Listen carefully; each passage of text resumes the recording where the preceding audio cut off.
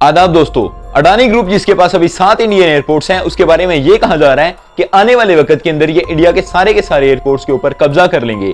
और दूसरी तरफ सरकार के ऊपर भी ये एलिगेशन लगाया जा रहा है कि इन्होंने जानबूझकर अडानी ग्रुप को ये 7 एयरपोर्ट्स इलीगल तरीके से दिए हैं और रूल्स के अंदर इस तरह से चेंजिंग की गई, ऐसा पहले कभी भी नहीं हुआ था। और आने वाले वक्त के लिए भी सरकार ने प्लानिंग कर रखी है कि किस तरह से अडानी ग्रुप को सारे के सारे एयरपोर्ट्स उठा के दे देने हैं। लेकिन इसके पीछे की रियलिटी और स्टोरी के बारे में बात करते हैं कि इसके अंदर सच्चाई कितनी है, इस चीज को चेक आउट करते हैं कि क्या ऐसा वाकई होने वाला है या सिर्फ बातें ही की जा रही हैं। इसके लिए हमें बात को शुरू से समझना होगा कि आखिर ये मुद्दा शुरू कब हुआ था और कब प्राइवेटाइज किया गया पहली दफा एयरपोर्ट्स को और प्राइवेट ग्रुप ओन करने लगे एयरपोर्ट्स को और चलाने लगे अपनी मर्जी के मुताबिक। 1999 से पहले एक भी ऐसा एयरपोर्ट नहीं था जो कि सरकार के अंडर ना हो। एयरपोर्ट अथॉरिटी ऑफ इंडिया जो कि इन एयरपोर्ट्स को लीड करती थी, वो ही इनको देखती थी और कोई भी प्राइवेट आदमी इसके अंदर इन्वॉल्व नहीं हो सकता था।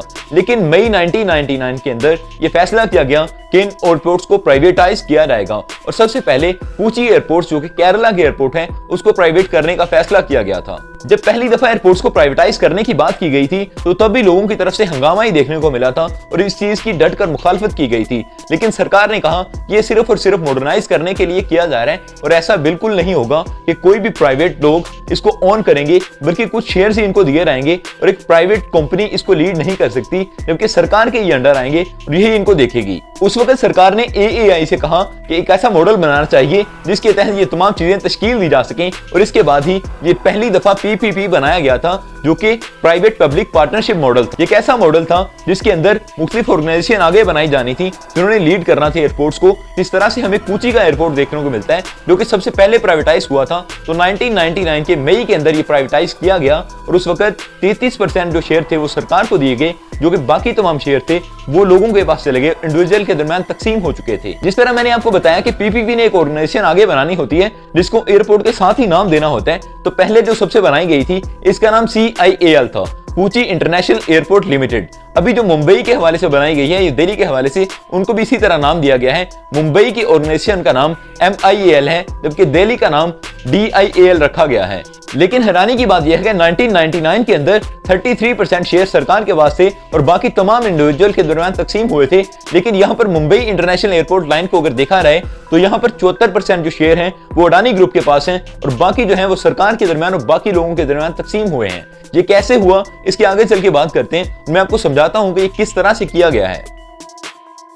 अभी अगर बात करें लोगों के रिव्यूज की कि जब पहली दफा प्राइवेटाइज किया गया तो लोगों ने इसके ऊपर क्या कहा था, तो कुछ पॉजिटिव व्यूज थे और कुछ नेगेटिव व्यूज आ रहे थे। अगर तब की न्यूज़पेपर को उठा के देखें, कॉलम्स को उठाकर देखें, चीजें साफ तौर पर क्लियर हो जाती हैं। और दोनों चीजों की बात करते हैं कि क्या इसके फायदे और क्या नुकसान उस वक्त नोटिस किए गए थे और क्या लोगों ने इस पर रिव्यूज दिए हुए थे। सबसे पहले इसके फायदे की बात कर लेते हैं। तो एक ग्रुप ने यह कहा कि इससे सरकार का फायदा होगा, यानी कि सरकार के पास पैसा बचेगा और ये पैसा किसी और काम के अंदर लगाएंगे और इससे मुल्क अच्छे तरीके से चल पाएगा और बेहतरी आएगी मुल्क की तरक्की के अंदर। दूसरा फायदा जो नोटिस किया गया, जो लोगों ने इस चीज पर बात की थी, वो ये थी कि अगर इस तरह एयरपोर्ट्स पर पैसा प्राइवेट लोग लगाएंगे तो फिर ये देखने को मिलेगा कि नई नई टेक्निक्स अपनाई जाएंगी, ज्यादा पैसा इन्वेस्ट किया जाएगा और इस तरह से लोग टूरिज्म को तरजीह देंगे और मुल्क तरक्की की तरफ गामजन हो जाएगा। अब दूसरी चीज की बात करते हैं कि जिन लोगों ने इस चीज के साइड इफेक्ट की बात की थी, उन्होंने भी इस चीज को बड़े अच्छे से नोटिस किया।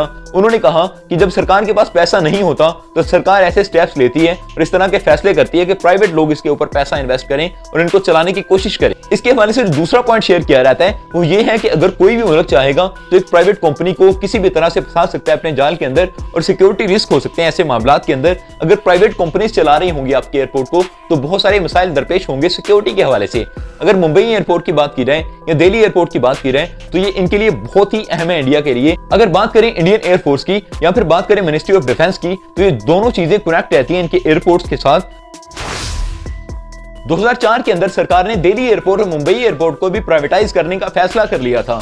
लेकिन यहां पर इनकी जब बोली लगाई गई 2006 के अंदर तो यहां पर बड़े मसाइल देखने को मिले, क्योंकि रिलायंस ग्रुप पहली बोली के अंदर जीत चुका था। लेकिन बाद में ये चीजें साबित हुई कि इन लोगों ने धांधली की थी और इलीगल तरीके के साथ ये इन्वॉल्व हुए और उन्होंने आकर ये बोली जीत ली। फिर इनको निकाल दिया गया, इनको निकाल कर दोबारा से बोली लगाई गई। जब इस दफा बोली लगाई गई थी तो GMR ग्रुप और GRV ग्रुप ऊपर आ रहे थे। GMR ग्रुप सबसे ऊपर था, इस वजह से इसको दिल्ली एयरपोर्ट दे दिया गया। लेकिन यह बात का भी दावा किया गया कि एक ग्रुप एक से ज्यादा एयरपोर्ट को ओन नहीं कर सकता, इस वजह से यहाँ पर एक ग्रुप को एक ही एयरपोर्ट मिलने वाला था। GRV ग्रुप क्योंकि दूसरे नंबर पर था, इसलिए इनको मुंबई एयरपोर्ट देने का फैसला किया गया। इस वक्त तक भी अडानी ग्रुप का यहाँ पर कोई नाम नहीं था, लेकिन कुछ शेयर होल्डर थे जिन्होंने अपने शेयर बेचना चाहे। और शेयर बेचने के लिए सबसे पहला रूल ये था कि अगर शेयर बेचने हो तो आप अंदर ही ग्रुप के ये शेयर बेच सकते हैं, और अगर कोई खरीदना चाहे तो वो ब्लॉक कर सकता है और बाहर बेचने से रोक सकते हैं। लेकिन अगर ग्रुप का कोई भी मेंबर शेयर्स नहीं खरीदता तो फिर शेयर्स बाहर बेचे जा सकते हैं। और यही हुआ था इस सीजन के अंदर भी, क्योंकि ये लोग चाह रहे थे कि हम अपने शेयर बेच दें। और अडानी ग्रुप के साथ इनकी डील शायद पहले से हो चुकी थी और अडानी इस चीज के अंदर इंटरेस्टेड था कि उन चीजों को खरीदना चाहता था। लेकिन जीआरबी ग्रुप ने यहाँ पर इन पर रोक लगा दी, उन्होंने ब्लॉक कर दिया। जो सिस्टम बना हुआ था उसके तहत उन्होंने तमाम शेयर्स खरीद लिए, लेकिन तब से ही उनके बुरे दिन स्टार्ट हो गए थे।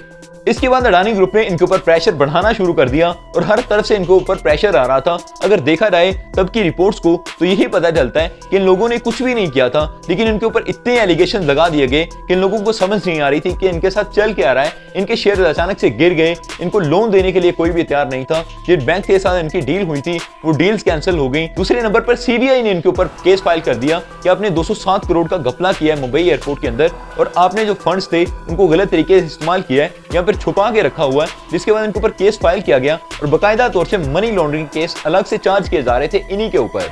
अब इन लोगों को एक चीज साफ तौर पर समझ आ रही थी, अगर तमाम चीजों को क्लियर करना है तो हमें ये शेयर्स अडानी ग्रुप को देने होंगे। और इस चीज का फैसला इन्होंने किया और एक दिन न्यूज़पेपर में ये छपा कि अडानी ग्रुप को मुंबई एयरपोर्ट के शेयर्स दे दिए गए हैं।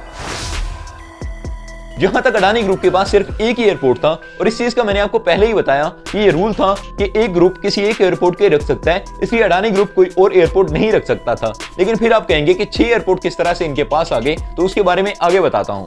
अभी 6 एयरपोर्ट और थे जिनको एक दफा फिर से प्राइवेटाइज किया जाना था, लेकिन इस दफा रूल्स के अंदर चेंजिंग की गई और कुछ ऐसे रूल्स बनाए गए जिसकी किसी को भी समझ नहीं आ रही थी कि अचानक से ऐसे रूल्स कैसे चेंज किए जा सकते हैं। 3 मेन ऐसे रूल थे जिनको चेंज किया गया था। सबसे पहला ये रूल ये था कि कोई भी ग्रुप एक से ज्यादा एयरपोर्ट्स को ओन कर सकता है, और ये इसलिए कहा गया था, सरकार ने कहा कि इतने ज्यादा एयरपोर्ट इंडिया के अंदर हो चुके हैं कि इनको ओन करने के लिए यहाँ पर ज्यादा ग्रुप्स मौजूद नहीं है, इसलिए एक से ज्यादा एयरपोर्ट किसी एक ग्रुप को दिए जा सकते हैं। दूसरे नंबर पर जो रूल ऐड किया गया था वो ये था कि जीरो एक्सपीरियंस वाले लोग भी इसके अंदर आ सकते हैं और आकर बोली के अंदर बैठ सकते हैं और वो जीत सकते हैं ज्यादा पैसे देने के बाद। तीसरे नंबर पर जो रूल चेंज किया गया, ये सबसे ज्यादा हैरानकुन था, वो ये था कि अब यहाँ पर पैसेंजर फी चार्ज होनी थी। पहले ऐसा नहीं होता था, बल्कि फिक्स एक फी थी जो कि चार्ज होती थी। कोई पैसेंजर आएगा या नहीं आएगा वो फी चार्ज होनी ही होनी थी, लेकिन अब रूल्स को चेंज किया गया था। कुछ लोगों ने इस वक्त इनको डिफेंड भी किया। उन्होंने कहा कि जैसे कोरोना के टाइम के अंदर हो रहा था कि पैसेंजर नहीं आ रहे थे तो सरकार घाटे के अंदर चली जाएगी। जैसे हमने देखा है कि एयरपोर्ट्स के अंदर जो बिजनेस मॉडल है वो कुछ इस तरह से होता है कि उन्होंने तमाम जो शॉप्स होती हैं वो रेंट पर दे रखी होती हैं और एक बड़ा हिस्सा कलेक्ट कर रहे होते हैं इसी तरीके के साथ, क्योंकि शॉप्स वाले तो अपना बिजनेस चला रहे होते हैं वहां पर शॉप्स बनाकर, लेकिन ये लोग जो एयरपोर्ट ओन करते हैं वो उन लोगों से चार्जेस ले रहे होते हैं और एक बड़ी फी कलेक्ट कर रहे होते हैं। इस तरह से सरकार ने घाटे के अंदर जाना था कि अगर पैसेंजर्स कम आएंगे, कोई भी मसला हो जाता है, तो फिर ये लोग फी तो कलेक्ट कर रहे होंगे लेकिन सरकार को नहीं दे रहे होंगे। लेकिन सरकार ने इस चीज का डिफेंस इस तरह से किया कि अगर पैसेंजर ज्यादा भी आते हैं और ये लोग हमसे छुपाना शुरू कर देते हैं कि क्या चल रहा है, और ये बजट को छुपाते जाते हैं, जिसकी वजह से ये ना तो पैसे को यूज कर पाते हैं ना ही हमें फायदा पहुंचता है। जिसके लिए उन्होंने कहा कि पर पैसेंजर अगर फी चार्ज कर दी जाती है तो फिर हमारे लिए भी बेहतर रहेगा और ये लोग पैसे को यूज भी करेंगे और उसको छुपाने की कोई भी जरूरत भी नहीं होगी। अब अगली दफा जब बोली लगती है तो बोली लगने पर पता चलता है यहाँ पर अडानी ग्रुप कितना ज्यादा आगे निकलता है और कितना तीखा निकलता है। सबसे ज्यादा बोली लगाई जाती है वो 45 रुपए पर पैसेंजर होती है, लेकिन अडानी ग्रुप यहाँ पर 140 रुपए बोली लगा देता है। और इतनी बोली लगाने के बाद कोई भी हाथ खड़ा नहीं करता और कोई भी ये नहीं कहता वो कि इनको चैलेंज कर सकता है, और तमाम लोग चुप कर जाते हैं। जिसके बाद 6 के 6 एयरपोर्ट अडानी ग्रुप के पास चले जाते हैं। अडानी ग्रुप अब 7 एयरपोर्ट्स को चला रहा है, लेकिन इसके बाद अब ये कहा जा रहा है कि आने वाले दिनों के अंदर और एयरपोर्ट्स को भी प्राइवेटाइज किया जाएगा। अब यहाँ पर नुकसान की बात करते हैं कि इसका नुकसान क्या हो सकता है आम आवाम को, जो मैंने स्टार्ट के अंदर बात की थी, और वही नतीजा निकलकर सामने आ रहा है। अब यहाँ पर 2026 तक के मॉडल को रख दिया गया है कि किस तरह से फीस को बढ़ाया जाएगा। यानी कि जैसे ही सरकार ने उधर से कहा कि पर पैसेंजर फी चार्ज की जाएगी, तो 145 रुपए उन्होंने अपना रेट रख दिया था कि हम इतना पैसा सरकार को देने वाले हैं, तो इन्होंने फी को हर तरफ से बढ़ा दिया। जितने भी टैक्सेस थे उनको काफी बढ़ा चढ़ा कर बयान किया और ये कहा गया कि 2026 तक का मॉडल आपके सामने है और इस तरह हर साल फी बढ़ती रहेगी। और ये चीज तय पा चुकी है कि 2026 तक ऐसे ऐसे करके फी बढ़ेगी और पूरे का पूरा एक स्केड्यूल सामने आ चुका है, वो भी हम किसी वीडियो के अंदर डिस्कस करेंगे कि आखिर वो क्या मॉडल है और किस तरह से फी को बढ़ाया जाएगा। इन्फ्लेशन के बढ़ने के साथ ही इन चीजों को भी बढ़ोतरी दी जाएगी। इस तरह से मेरे ख्याल से एयरपोर्ट्स को तरजीह देना लोग कम कर देंगे अगर प्राइवेटाइज किया रहता है कुछ इस तरीके के साथ, इन रूल्स के साथ। मेरे ख्याल से अगली दफा जब प्राइवेटाइज किया जाए इन चीजों को तो एक दफा फिर से सोच लेना चाहिए इन रूल्स के ऊपर, इनको चेंज कर लेना चाहिए। Subscribe the channel for more videos. Thank you all of you to be with us.